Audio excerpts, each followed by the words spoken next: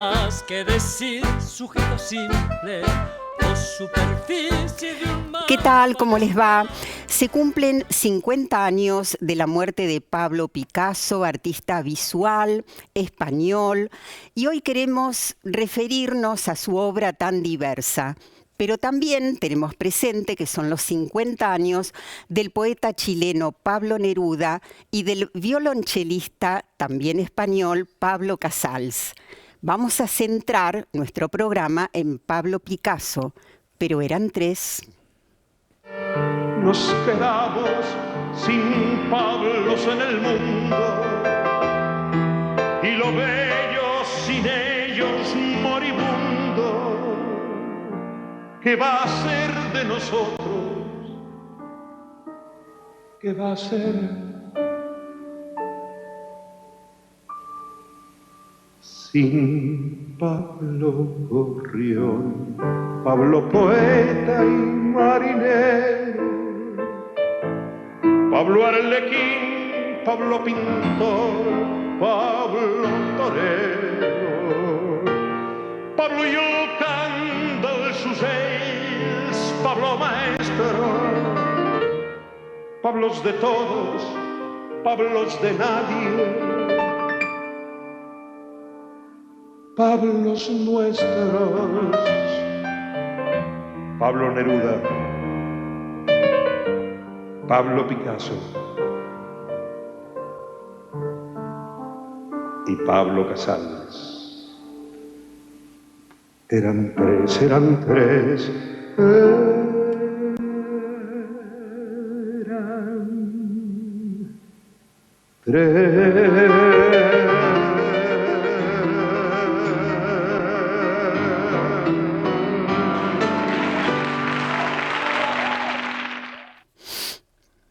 Escuchamos a Alberto Cortés en este tema, eran tres. Bienvenidas, le doy la bienvenida a Vali Guidalevich, no es la primera vez que estás con nosotros, y a Melania Liendo, bienvenida Melania. Y vamos a hablar, y creo que ustedes están muy identificadas con el tema de hoy, por eso están aquí. Quería primero preguntarles si coinciden con el hecho de que muchos consideran a Pablo Picasso uno de los artistas más importantes de este convulsionado siglo XX. Melania. ¿Cómo no coincidir? Es una opinión que nos excede, digamos, de alguna manera. Creo que es imposible negarlo. Es un artista que sigue vigente y me parece que también sigue abierto a ser mirado, y hoy en día tenemos ese desafío de mirarlo desde el siglo XXI ahora y ver qué pasa. Claro. Bueno, yo también acuerdo que es un gran artista del siglo XX, pero además con toda su amplia carrera, ¿no? Desde pintor, grabador, ceramista, ilustrador, o sea, no dejó nada sin incursionar. Claro, vos nombrabas esto, incluso también parece que incursionó algo en la escenografía, en el vestuario, y que en una etapa en la que él, bueno, no producía tanta obra, algo escribió, seguramente no se resaltó especialmente como escritor, pero con esto lo que quiero decir es qué importante buscar lenguajes expresivos cuando alguien lo necesita, ¿no? Sí, y además también esta posibilidad que nos da de poder pensar nuestro presente a partir de su producción. Ajá. Podemos seguir pensando nuevas preguntas a partir de esa obra, es como que no se agota en sí mismo, ¿no? Uno la puede volver a pensar y volver a contextualizar una y otra vez. Sí, veíamos ahí a Pablo Picasso trabajando, porque además, qué importante es, muchas veces conocemos la obra de un artista, ¿no? El producto final, pero qué pocas veces sabemos cómo ha sido el proceso, ¿no, Melania? Sí, totalmente. Y bueno, Picasso es justamente un artista que nos abre las puertas a su proceso en un montón de circunstancias. Incluso es uno de los artistas que más registros fotográficos tiene de su obra, o sea, de él trabajando y de él en el taller, y desde ahí creo que empieza a abrir esa posibilidad o esa es una de las posibilidades en las que los abre, me parece, sin dudas. Claro. Sí, además que su proceso fue muy rico. Por ejemplo, para trabajar el Guernica, la pintura que, bueno, después comentaremos, trabajó muchísimos bocetos que son parte de ese proceso. Entonces, esos procesos, está el proceso de esos bocetos y por otro lado también todo ese registro fotográfico de la pintura cuando la fue realizando. Y entonces, ¿qué sería un boceto? Un boceto es ir pensando antes la obra. Yo creo que un boceto, uno podría pensar distintas, ¿no?, maneras de encarar el boceto. Yo creo que el boceto permite, por un lado, distintos ensayos posibles, ¿no?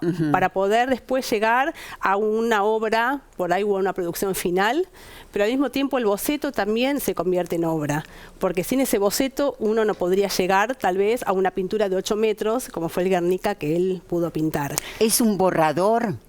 A veces es un borrador, pero otras veces termina siendo una obra en sí misma, ¿no? Esa posibilidad de ensayar, de que el error no tenga ningún problema, de que esas cuestiones de poder investigar qué pasa con esas cuestiones más azarosas que van surgiendo en el proceso creativo. Cuando uno va a un museo, a veces están los bocetos del artista. Bueno, también pensaba... Vos hacías referencia, la obra ha sido prolífera porque hay creo que alrededor de 13.000 o 15.000 obras de Picasso, ha sido versátil como mencionábamos. Eso quiere decir que él tuvo una actitud de búsqueda y de experimentación. ¿Qué papel juega la experimentación en el arte? En el arte en general o en el arte de Picasso, ¿no? Digo, a mí me parece algo muy interesante de Picasso que yo lo logro figurar como un artista esponja para mí, ¿no? Como algo de poder absorber absolutamente lo que va viendo y cuestión que también ha llevado a muchísimas críticas, ¿no? Porque hay una cuestión de ir absorbiendo cosas de otras culturas, cosas de los clásicos, cosas de sus contemporáneos también, y con eso ir nutriendo los diferentes lenguajes artísticos.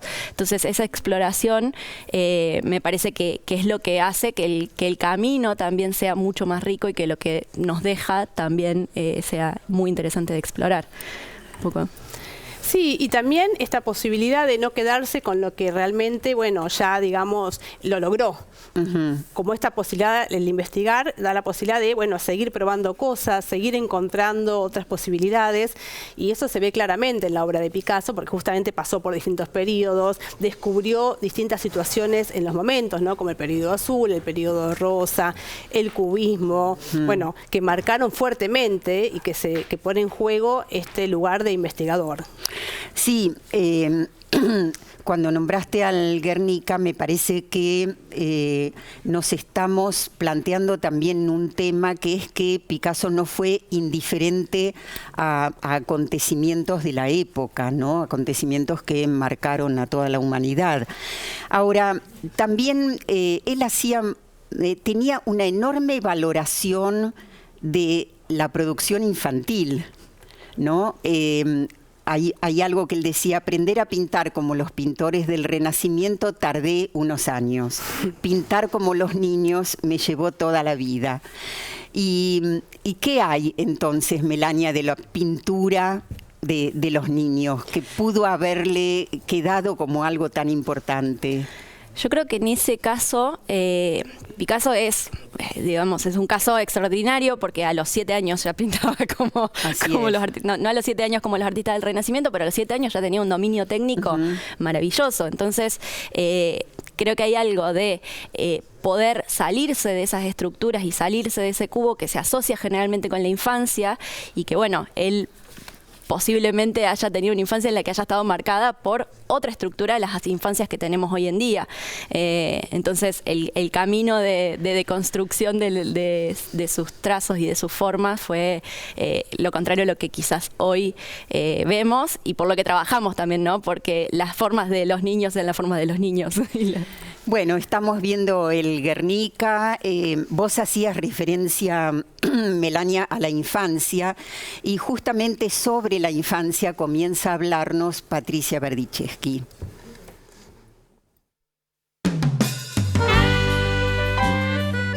A Picasso lo vamos a abordar desde su obra, pero también en el contexto de la época, en sus ideas y en su sensibilidad. La primera cosa nos permite derribar esta idea innatista del genio tocado por la varita de las musas. Porque Picasso es Picasso porque nace en un ambiente altamente alfabetizador. Él tiene un papá que le fabrica juguetes con una madera, con una rueda, en un hogar bastante humilde. Y por otro lado, como era profesor en Bellas Artes, lo lleva desde chiquito a sus clases, así que tiene una sólida formación academicista y toda la impronta de su época, el siglo XX, que es el siglo de la experimentación. Entonces él mira hacia el pasado, pero siempre rompe con lo instituido. Él, por ejemplo, decía, ¿por qué yo tengo que representar el espacio a partir de la perspectiva, que es una mirada propia del Renacimiento? ¿Por qué no puedo hacer como los niños o los pueblos de África, que rebaten y te muestran el otro lado, el otro ojo que no se ve? Y entonces así él crea el cubismo, y en esta costumbre que él tiene de mirar del otro lado, cuando él en la época rosa pinta el circo, se va del otro lado, va a mirar la vida cotidiana de los trabajadores del circo, los ve y los representa comiendo con sus hijos en esa situación de pobreza y también con sus animales. Y uno se pregunta cómo esa misma persona puede ser fanático de la tauromaquia. Pero a los artistas tenemos que verlos también en sus filiaciones con la cultura del pasado, ¿no? Entonces, si nosotros vemos, el toro siempre es el símbolo de la brutalidad, de la fuerza con la que tiene que luchar el ser humano. Lo vemos en las pinturas rupestres, lo vemos en el mito del Minotauro, en el nombre de los Chicago Bulls, o ese toro salvaje de De Niro, cuando decimos ese bebé que fuerte, un torito. Nuestras culturas originarias, donde el yaguareté también lucha contra el toro. Entonces aparece en el Guernica. Y entonces Picasso, que considera que si existe la inspiración que nos tiene que encontrar trabajando, él va dibujando y dibujando el toro desde lo más naturalista, haciendo síntesis hasta lo esencial que necesita para contar. Y en el Guernica incluye también al caballo, otro símbolo de la mitología catalana, el pueblo. También cuando dibuja a la mujer va distorsionando, va sintetizando.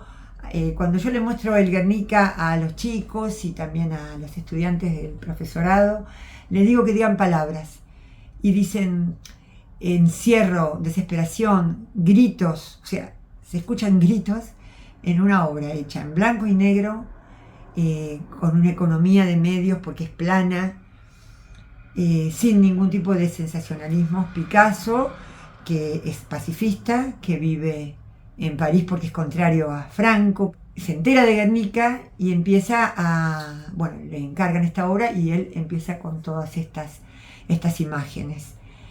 La otra cosa que vos me preguntaste es acerca de la copia. Bueno, Picasso hacía estas versiones, él hace de las meninas sus propias versiones, y eso es algo que aparece en el arte contemporáneo. O sea, aparece sus figuras, yo las encuentro en Peppa Pig, las encuentro también en artistas argentinas como Isol, y también estas cuestiones de crear a partir de lo anterior, sin copiar.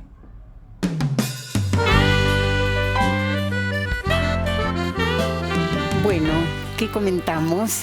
Bueno, por un lado pensando, ¿no?, en el Picasso y en las infancias y en esa valoración de él de poder pintar, ¿no?, como un chico, como una chica, yo creo que una de las cuestiones que él se permitió tiene que ver con el juego, con lo lúdico, con esta posibilidad del juego en su producción creativa. Y eso es una de las cosas que Picasso logra habiendo trabajado mucho, ¿no? Y esto yo concuerdo con esta cuestión que no surge de la nada, sino que surge esta posibilidad de tiempo y tiempo y tiempo de estar en su taller y trabajar y trabajar y trabajar en la obra. Por otro lado, también creo que esta cuestión de tomar obra del pasado es muy característico del arte actual, del arte contemporáneo, que tiene que ver con poder mirar lo que se hizo en vez de negarlo absolutamente, pero reinterpretarlo, retrabajarlo, deconstruirlo de otra manera. Y Picasso lo trabajó, o sea que fue un gran adelantado también, ¿no? Patricia Berdichevsky, recordemos, también es formadora y capacitadora de docentes en educación artística, y es impactante cuando ella cuenta que los alumnos era algo así como que escuchaban gritos en la obra de Guernica, ¿no? Ahí digo, qué capacidad de Picasso de transmitir eso. Seguro.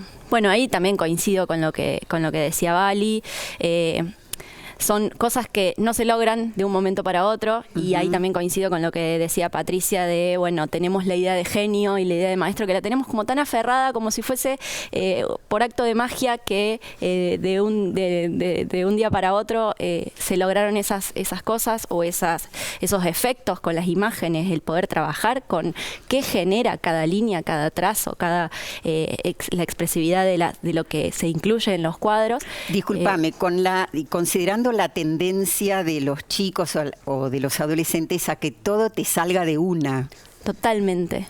Eso es algo que me parece importantísimo rescatar e incentivar, sobre todo, ¿no? Lo que hablábamos recién, la idea del boceto, el boceto que puede ser obra, la obra que puede dejar de ser obra para pasar a estar arrumbada ahí, que quizás me sirva en otro momento, ¿no? Estimular eso, estimular el bueno, para un poco, pensá, dale aire, el empezar de nuevo, son cosas que cuestan todavía, pero que sin duda son muy válidas. Claro, que son aspectos interesantes también a transmitir cuando se trabaja en arte. Nos vamos al próximo bloque y vamos a centrarnos ahí especialmente en la escuela.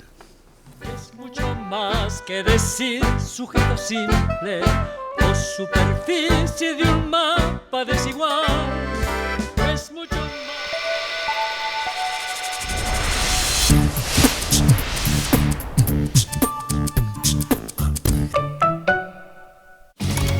Como Diego, como Juanpi, como Román, como el Conejito, como Leo, como el Kun.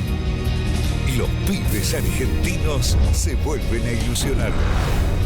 Mundial Sub-20 Argentina 2023. El sueño de una nueva copa. En vivo, gratis, para todo el país, por la televisión pública. Hasta el lunes en Coto, 80% de descuento en la segunda, llevando 2 iguales en galletitas seleccionadas, encurtidos, especias, legumbres, shampoo y acondicionador. 3x2 en todas las golosinas, 2x1 en jugos en polvo, 4x3 en leche larga vida de la Serenísima Tetra Brick Age y 3x2 en vinos finos, espumantes y champañas que podés combinar como quieras. Encontrá estas ofertas en nuestras tiendas y en www.cotodigital.com.ar. Coto. Poliana por la noche, Poliana en la mañana. Jabón de tocador, líquido, shampoo, acondicionador, antitranspirantes y mucho más. Poliana todo el día. Poliana te acompaña. Poliana te acompaña.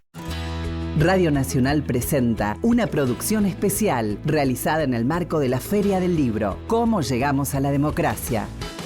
El país escuchará este emotivo encuentro entre Víctor Heredia. El proceso para llegar a la democracia se inició muchos años antes. Tati Almeida. Hicimos lo que cualquier madre hace por un hijo. Mario Weinfeld. Había un grupo que hacía algo, dar la lucha en cualquier terreno. Y Gisela Busaniche. Qué emoción estar acá, a 40 años de la democracia. Una charla imperdible como solo la radio pública puede lograr. Este sábado a las 14 para todo el país. Nacional, democracia, siempre.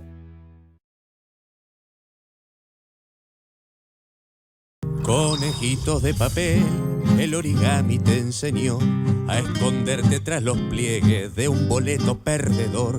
Me fui muy lejos de aquí, ahora he regresado y no me encuentro a mí.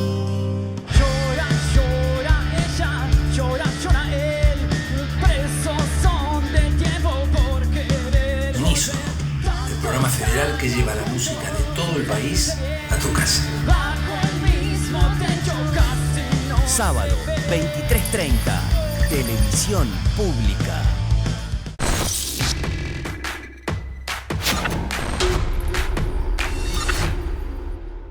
Es mucho más que decir sujeto simple o superficie de un mapa desigual. Es mucho más. Bueno, vimos cuando escuchábamos el testimonio de Patricia Berdichevsky, La Paloma de la Paz, ahí Patricia hacía referencia a la síntesis. En esa obra de Picasso hay claramente síntesis. Me gustaría que nos digas, Vali, qué quiere decir en ese caso la síntesis y cómo de pronto en otras obras son mucho más elaboradas. Claro, pasa que lo que yo pienso también es que esas obras que llega a la síntesis tienen una gran elaboración atrás, ¿no? Claro, Esta cuestión de distintos estudios y distintos procesos hasta poder llegar a esa síntesis. Tal vez uno ve la obra y dice, bueno, podría ser fácil, eso también lo podría dibujar yo. Son 4 líneas. Claro, pero no lo dibujaste, pero no lo dibujó ni esa persona, ni lo dibujé yo, ni lo dibujaste vos. O sea, Picasso puede llegar a eso por todo un recorrido que hizo de estudio, tal vez, ¿no? Para poder llegar a esa gran síntesis que con 5 líneas nos da una referencia de Paloma. Sí, por un lado es una obra que le han encargado, pero por el otro... en la casa de Picasso había palomas y no casualmente le puso ese nombre a su hija. Las obras tienen a veces que ver con imágenes de la infancia, ¿es así? Sí, Picasso se habla mucho también de lo autorreferencial que es en sus obras, incluso el Guernica, bueno, se empieza a especular en dónde está la figura de Picasso dentro de todo ese caos, y bueno, me parece que la paloma está presente viendo, sí. En un montón de otras, de obras previas, de imágenes previas que no necesariamente son dibujos o pinturas, y que es un símbolo también, ¿no? Como analizar la imagen por fuera de la representación de un objeto, o en este caso un animal, sino también, bueno, los significados que puede tener esa misma imagen en los diferentes contextos. Así es. Vos habías mencionado el Guernica, me imagino que sobre el Guernica hay muchísimo para hablar. ¿Qué te gustaría resaltar especialmente? A mí me gustaría resaltar que podría pensar, ¿no?, el Guernica como la posibilidad de abordarlo en la escuela. Porque creo que no deja nunca de ser... de tener que ver con el presente, como que nos posibilita de alguna manera poder interrogarnos sobre el mundo en el que vivimos, sobre el mundo en que estamos inmersos, poder repreguntarnos nuevas cosas, poder pensar, bueno, cómo podemos representar, si con el Guernica Picasso pudo representar la furia, el enojo, la indignación del bombardeo en la Guerra Civil Española. En esa villa de Guernica. Sí, en la ciudad de Guernica, por parte de los alemanes nazis, apoyados por Franco. Yo pensaría también, bueno, cómo podemos de alguna manera representar o cómo podemos dar cuenta de la violencia, del dolor, de la indignación. Que se ve hasta en los animales, ¿no? Ese caballo desbocado, enloquecido, cómo la expresión se puede dar en las personas, pero también en los animales, ¿sí? Seguro, de vuelta.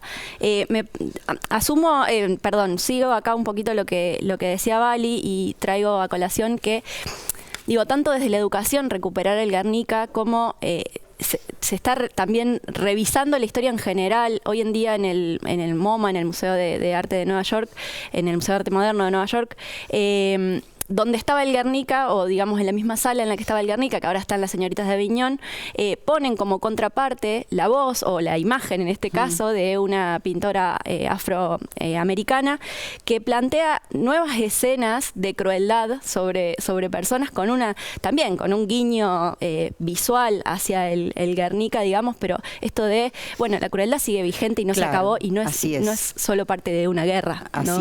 Así es. Bueno, hablando de museos, nosotros fuimos al Museo Nacional de Bellas Artes de la Ciudad de Buenos Aires. La muestra se llama Picasso en el patrimonio del museo y hablamos con Paola Malgarejo, que es investigadora en el Museo Nacional de Bellas Artes.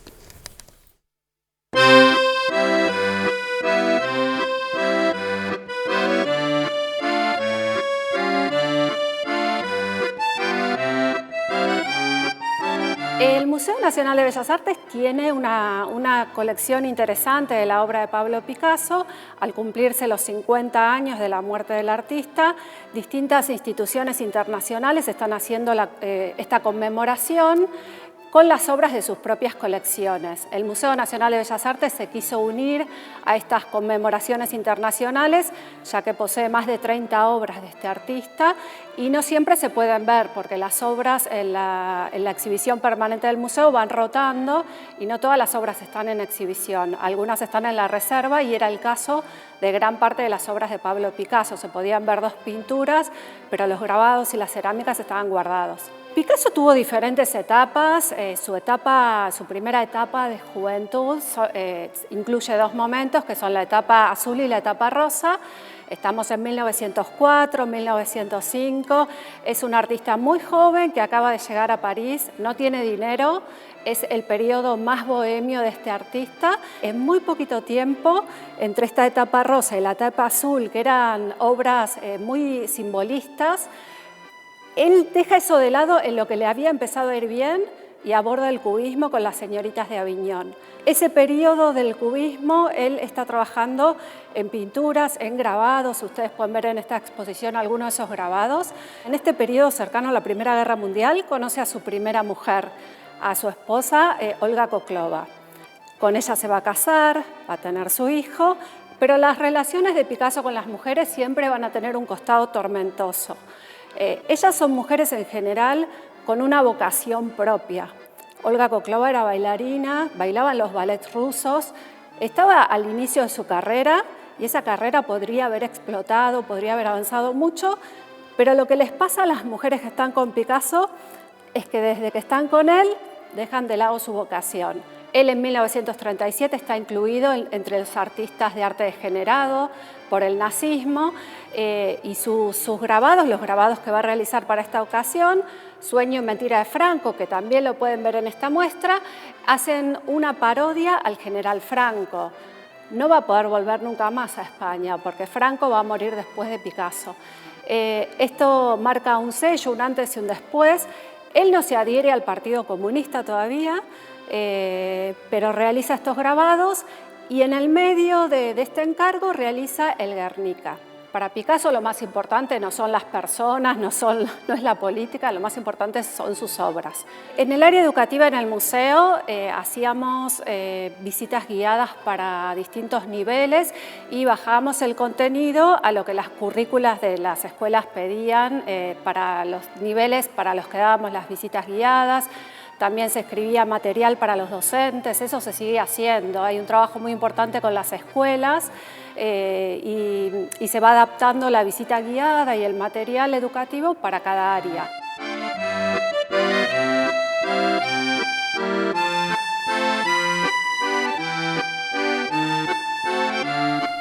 Bueno, le agradecemos a Paola Melgarejo que nos ayudó a recorrer esta muestra que está, por supuesto, a disposición de todos. Es cierto que está en la ciudad de Buenos Aires, pero desde otros puntos del país se puede, si no, recurrir también a ver obra en muchos libros y los vamos a ir mencionando de a poco.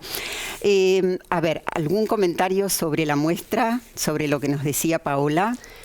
Yo estuve en la muestra. A mí me parecía muy interesante también, todo lo expuesto en cerámica y que esos grabados que están expuestos en el Bellas Artes, Picasso los vende para poder juntar plata y donarla a los republicanos que estaban luchando contra Franco, ¿no? Entonces, bueno, ahí hay una cuestión muy...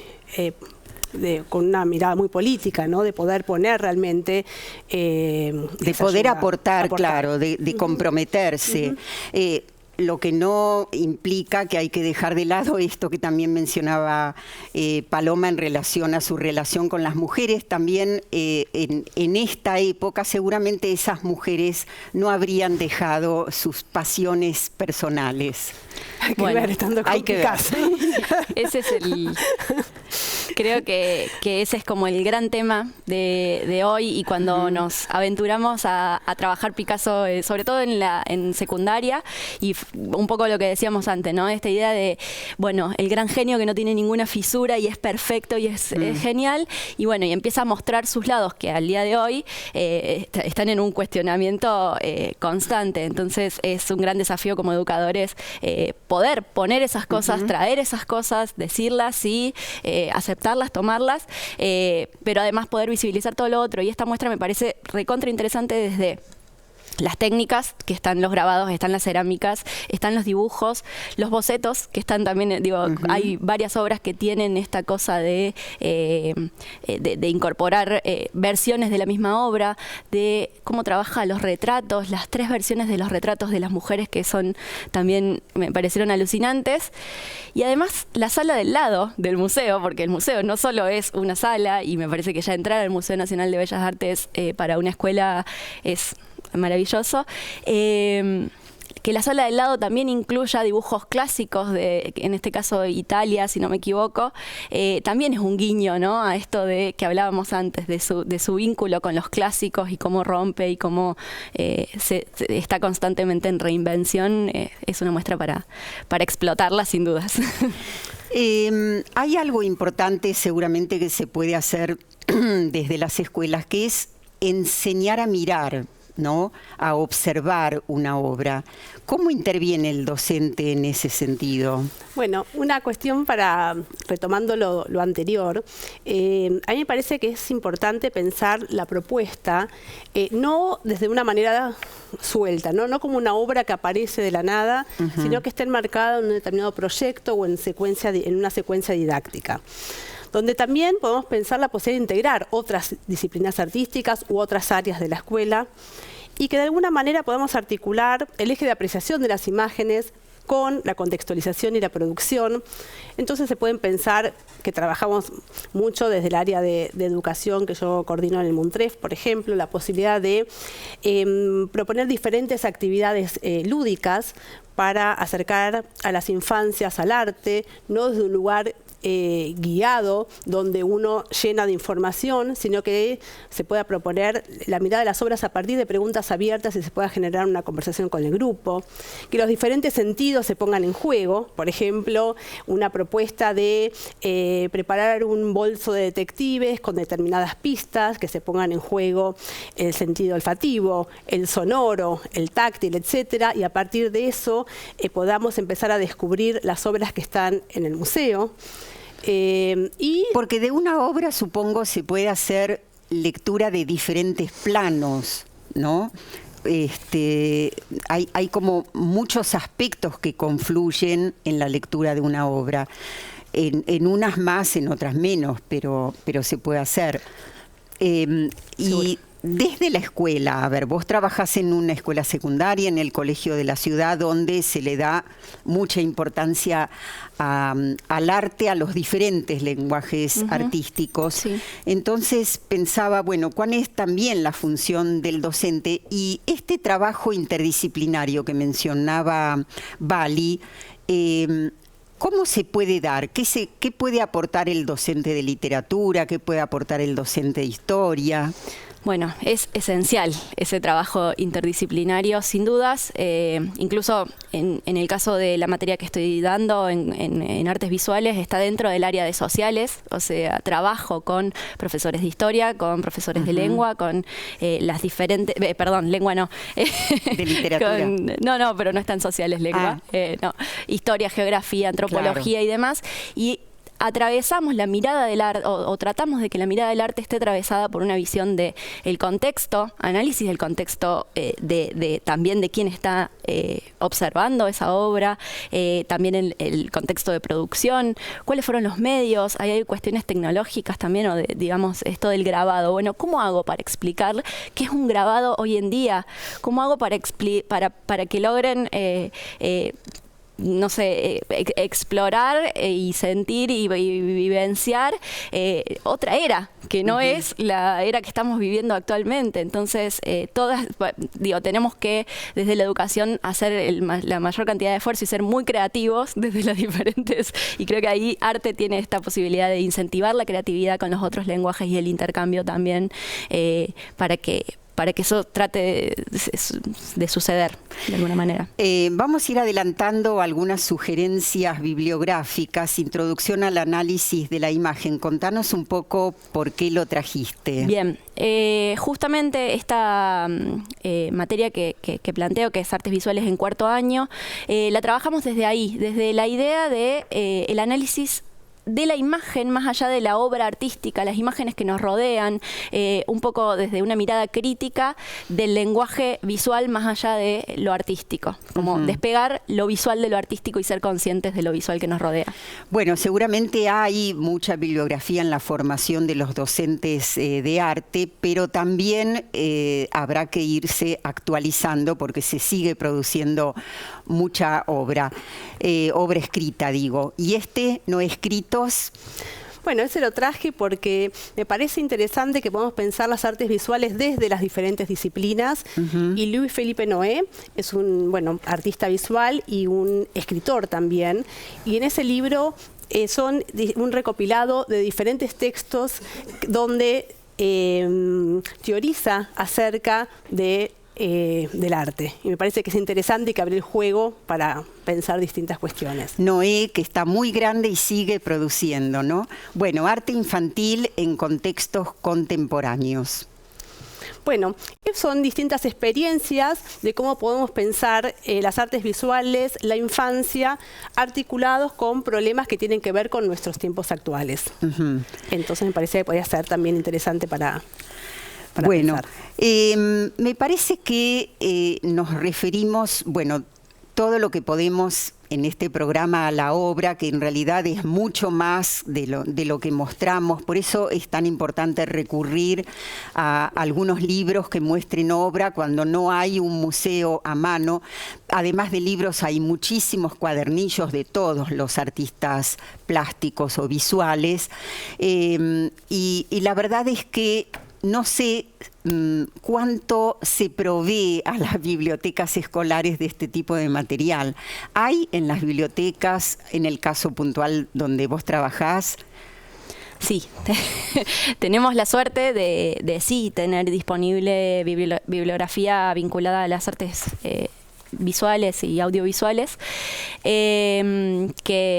que realmente valen muchísimo la pena tenerlos, no la pena sino la alegría de tenerlos ahí, porque hay algo de poder visitar el libro y lo tangible y tener la obra a mano, que no hay nada digital que lo pueda reemplazar de alguna manera. Bueno, de lo digital vamos a hablar en el próximo bloque, y también vamos a dejar pendiente una pregunta que es polémica y que se renueva permanentemente, que es: ¿cuán válido es trabajar con los chicos o los adolescentes a la manera de pedirles que pinten, dibujen a la manera de un artista?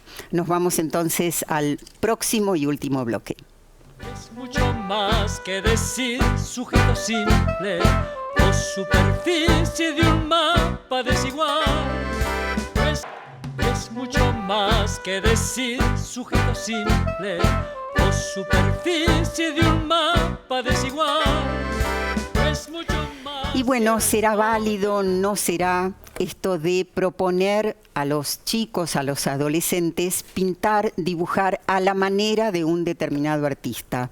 Tema polémico. ¿Posiciones? Bueno, yo no estoy de acuerdo en trabajar a la manera de o en copiar la obra de un artista.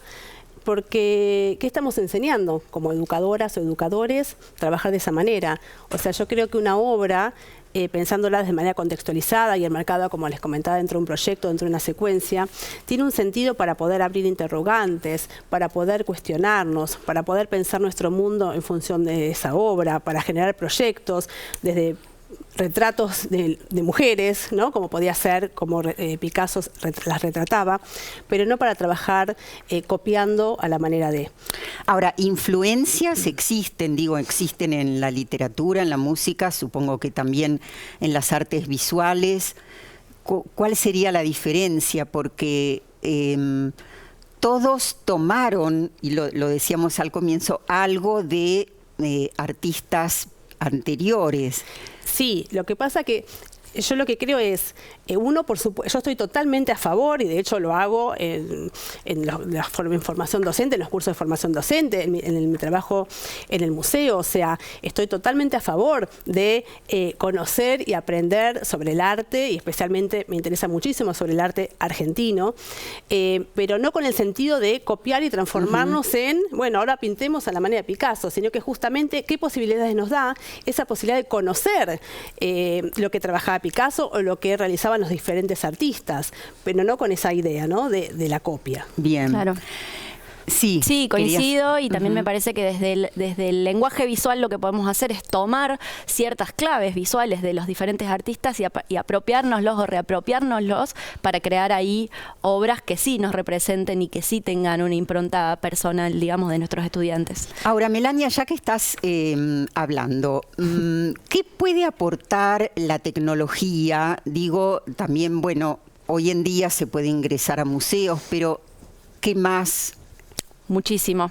Soy como una fanática de eso, incluso a mí me gusta a las artes visuales tomarlas desde, o apropiárnoslo, o impulso la apropiación desde lenguajes que sean cercanos. Entonces, la fotografía es una gran aliada, digamos. Lo que es también el video es un gran aliado. Hoy tenemos dispositivos que nos están constantemente produciendo imágenes, y produciendo imágenes de muy buena calidad, o sea que ahí tenemos un gran logro. Tenemos las inteligencias artificiales que también nos vienen a poner en jaque hoy en día. ¿De qué manera nos ponen en jaque? A ver, en esto. Yo pensaba esto, ¿no? ¿Cómo vamos a compartir nosotros o lograr que más gente se emocione o sienta las cosas que nos pasan frente a un Guernica enorme, cuando estamos compitiendo de alguna manera, o en paralelo tenemos inteligencias artificiales que al poner una frase en segundos te traen una imagen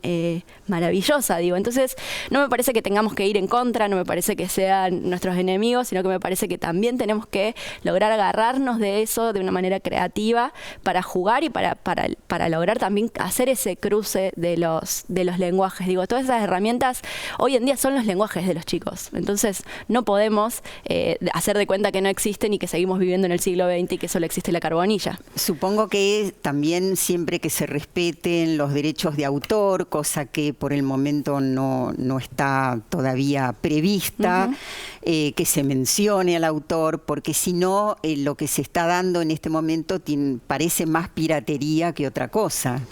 Sí, es el debate que también decíamos, ¿no? De la copia y hasta dónde llega esta cuestión de el apropiarse y el reapropiarse de las imágenes. Sí, me parece que las inteligencias lo que hacen también es poner en juego muchas imágenes y emitir una nueva. Entonces, desde ahí también es interesante. Digo, desde ahí también empiezan a generar nuevos debates. Sí me parece algo interesante y algo que quiero recomendar sí o sí. Hay un documental que se llama El misterio Picasso, que es un documental en el que un amigo cinematógrafo que produce cine, no sé si es cinematógrafo, de Picasso, lo filma. Vimos algunas partes en el programa, sí. Y me parece que pedagógicamente eso de ver al artista pintando, ver cómo se compone a partir de 5 líneas que parecen al azar, de repente termina siendo un cuadro, eso es lo que estamos viendo. Eso es exactamente. Y también ahí pone en juego la tecnología, ¿no? Digo, desde poner una pantalla, un proyector, o trabajar con dispositivos móviles también, y que la obra se empiece a construir desde otros lenguajes también es una posibilidad. Digo, tomar esta experiencia también como ¿Cómo se llama el que hizo el documental? Lo tengo anotado porque Georges Clouzot. Y está disponible en un sitio web que también les recomiendo, Dale. que se llama Historia-Arte, que lo uso muchísimo también para las clases, que tiene un compendio de imágenes enorme, y además de cada imagen tiene una crónica hecha por diferentes autores, entonces hay visiones, las visiones son bastante contrapuestas en algunos casos sobre las diferentes obras que presentan, entonces también creo que está bueno para nutrirnos y no quedarnos con un libro o con un autor nada más. Bueno, seguimos pensando en Picasso y vamos a escuchar a Marcela Marcolini. Pablo Picasso, una figura muy controvertida, pero muy interesante de ser observada desde distintos ámbitos del arte, digamos. Porque yo creo que Pablo Picasso era moderno para su momento, digamos. Es alguien que se corrió de ciertos estándares y vivió y transitó su carrera y su vida de una manera muy disruptiva, ¿no? y arrojada. Digamos, eso de modificar comportamientos dentro de estructuras que son más conservadoras, siempre termina resaltando, llamando la atención, resurgiendo, dando que hablar, generando polémica. Sería como alguien que hoy funciona de manera muy escandalosa, pero él lo hacía en su momento y eso era extraño, era mucho más, digamos, era mucho más llamativo para su época. Lo cual lo liga directamente de alguna manera a lo multimedial. Hay otra famosa frase que dice: yo de chico pintaba como Rafael y tuve que pasar toda mi vida para lograr pintar como un niño. El cubismo surge, porque hay controversia también en cómo surge el cubismo. Algunos se lo atribuyen a él y otros se lo atribuyen directamente a Juan Gris, pero la realidad es que él, con Juan Gris y con Braque, compartían atelier, lo cual lo convierte en alguien que realmente se alimentaba, el conjunto se alimentaba de nuevas tendencias y nuevas búsquedas. Entonces el cubismo surge en los tres de manera de distinta forma, pero con una imagen trabajando de la misma manera, con lo cual se puede decir que se le atribuye, que a los tres se le puede atribuir el cubismo.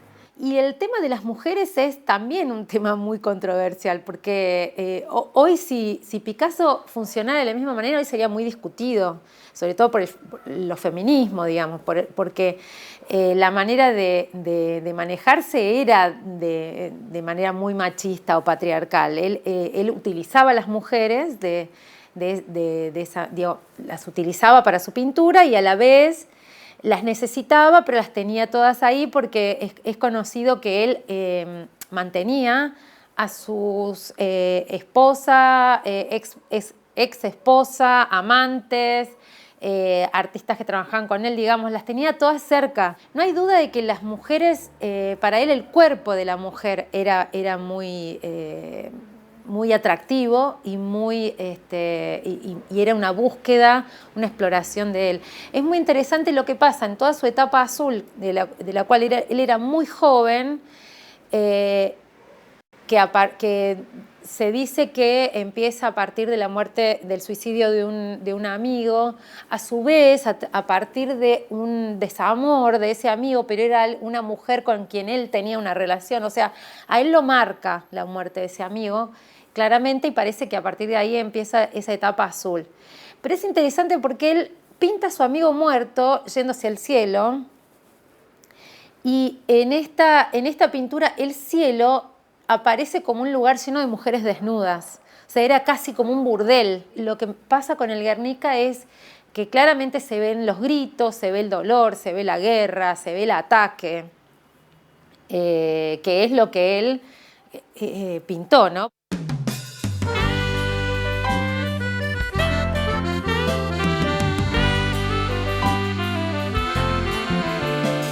Bueno, cuántos temas aparecen cuando se habla de Picasso y se ve su obra y se lo analiza en contexto. Hay un tema que quería traer que tiene que ver con la escuela y es el de los tiempos escolares. A veces los chicos empiezan una obra y, bueno, toca el timbre. Esto con todos los lenguajes artísticos es complejo. ¿Cómo lo resuelven, por ejemplo, en tu escuela? No, creo que todo está en el poder enmarcar en esta planificación, en estos proyectos, que sean proyectos, si se pudiese, que se puedan trabajar desde varias áreas, sería ideal, y si no, desde la anticipación y desde un lograr tener todo diagramado lo más cerrado posible para que, bueno, esos minutos de producción estén destinados a eso, digamos. Siempre es difícil, en secundaria un poquito menos difícil porque tenemos más tiempo, pero en primaria, que también estuve en primaria, es realmente tremendo y sobre todo para explicarle a las infancias que ya está, dame el lápiz, es muy difícil. Claro, y se hace difícil, digamos, retomar después de unos días, porque, bueno, a lo mejor el artista va regulando sus tiempos, pero ¿qué le pasa al alumno cuando, bueno, toca el timbre, va a tener una clase y se va a reencontrar con su producción una semana después? Pasa que es real que el tiempo en la escuela primaria para las artes visuales es corto. O sea, eso ya hace parte de algo que realmente es corto y que para la disciplina también el tiempo todavía es más corto, porque entre el preparado del material y el ordenar también ya saca más tiempo de producción. Eso por un lado. En jardín lo que sucede es que en realidad lo trabaja la maestra. Entonces maneja los tiempos de otra manera, de una manera diferente, porque lo puede ella ir trabajando a lo largo de la mañana y esos tiempos quedan totalmente de las artes visuales integradas con las otras áreas. Pero yo creo que en primaria es un problema el tema del tiempo. Claro. Y que además los tiempos de cada una del grupo son distintos si están trabajando una obra individual. O sea, por ahí puede haber un chico, una chica que le lleva menos tiempo y otro le lleva más. O sea que además los tiempos no son comunes siempre en las artes visuales. Exacto. Bueno, vamos a ir viendo, así le podemos dedicar un ratito algo más de la bibliografía y nos vas contando de Rep que se llama Bellas Artes. Bueno, ese lo traje porque me parece súper necesario para trabajar artes visuales. Es una revisión de la historia a partir de dibujos de Rep en clave humorística también y que presentan esas fisuras de los artistas y plantea una frase que para mí es fantástica que dice, bueno, reírse sabiendo, nunca desde la ignorancia. Y esa creo que es la invitación también desde las clases a, bueno, apropiarnos y reírnos un poco. Bueno, y estuvimos hablando, por supuesto, mucho del Guernica. Qué bárbaro que haya un libro puntualmente sobre el tema y ¿qué aporta especialmente? A mí me parece que es muy hermoso la articulación de los textos con las imágenes y que además es un ejemplo de un recorte que hacen y que toman el Guernica en su contexto social, político, histórico, de una manera muy posible que entre en un libro. Así que creo que es un libro que puede ser para las infancias y también para educadores o educadoras, ¿no? Bueno, habíamos escuchado a Patricia Berdichevsky en este libro, Cuando la infancia mira. Hay varias cosas que les quiero comentar. Por un lado, cómo trabaja la educación artística y el enseñar a mirar, esto que decíamos, y también la enseñanza de la educación artística tanto en inicial como en primaria. Y por último, no podía faltar este libro de Picasso donde hay no solo obra, sino distintos aspectos, relatos de su vida desde la infancia y bueno, y reflexiones del mismo. Hay muchísimo, es cierto que no todo esto llega fácilmente a las escuelas, a lo mejor se encuentran maneras de recurrir a bibliotecas y en este sentido, lo que decías un poco, Melania, también recurrir a la tecnología donde hay mucha información. Mucha. Redondeando y de despedida. Bueno, mi invitación es esa, es a tomarnos esto un poco con humor, a romper un poquito la idea de grandes genios en general, apropiarnos de la tecnología, apropiarnos de los medios también que tienen los estudiantes a disposición y bueno, y hacer un poco más cercana la historia también. Claro, de la misma manera que muchas veces decimos y hablamos de la importancia de mistificar a los héroes, ¿no? Totalmente. Y poder mostrarlos con sus contradicciones, con su complejidad. Chiquito, de despedida. Bueno, la posibilidad de seguir conociendo, de seguir descubriendo otros y otras artistas y otros colectivos de artistas también, de poder disfrutar con el arte, tanto en la posibilidad de mirar y conocer y descubrir, como también de producir las propias obras. Bueno, me despido, les agradezco una vez más haberse acercado al programa y a ver, creo que lo que quisimos es pensar que es una excusa, si se quiere, un justificativo, una oportunidad, poder hablar de Picasso este año, de su obra, del contexto en el que le tocó actuar y producir, y esto incluye su posición ideológica en relación a lo que pasaba en la época, pero sobre todo me parece que es interesante transmitir la pasión que tuvo y sostuvo a lo largo de su vida. Gracias, hasta la próxima semana. Auspició este programa CETERA, Confederación de Trabajadores de la Educación de la República Argentina. SUTEBA, Sindicato Unificado de Trabajadores de la Educación de Buenos Aires, acompaña este programa. Es mucho más que decir sujeto simple o superficie de un mapa desigual.